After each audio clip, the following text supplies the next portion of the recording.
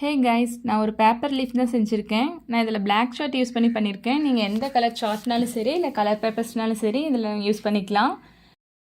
First வந்து நான் ஒரு சென்டர் ஸ்ட்ரிப் கட் பண்ணி எடுத்துக்கிட்டேன். அதோட லென்த் அண்ட் பிரெத் வந்து 20 × 1.5 சென்டிமீட்டர். இந்த லீஃப்க்கு சைடில் வர ஸ்ட்ரிப்ஸ் வந்து ஒரு 15-16 வர மாதிரி நான் கட் பண்ணி எடுத்திருக்கேன். அதனுடைய லென்த் அண்ட் பிரெத் வந்து ஒரு 7 × 3 சென்டிமீட்டரில் எடுத்திருக்கேன்.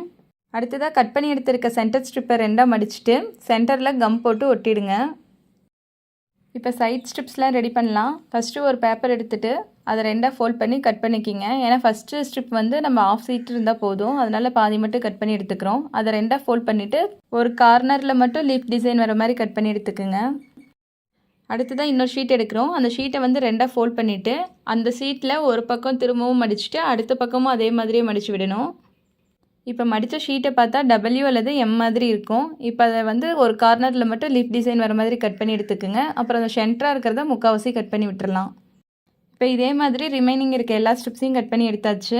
எடுத்துகிட்டு வந்து ஒரே ஒரு ஆஃப் வர மாதிரி மட்டும் கட் பண்ணணும்ல, அதை வந்து முதல்ல ஒட்டிடலாம். அடுத்ததாக 2 பெட்டல்ஸ் வர மாதிரி இருக்கிற எல்லா ஸ்ட்ரிப்ஸையும் எடுத்து அதோடைய சென்டரில் கம் போட்டு அந்த லாங் ஸ்ட்ரிப்போட சென்டரில் எல்லாத்தையும் வரிசையாக ஒட்டிடலாம்.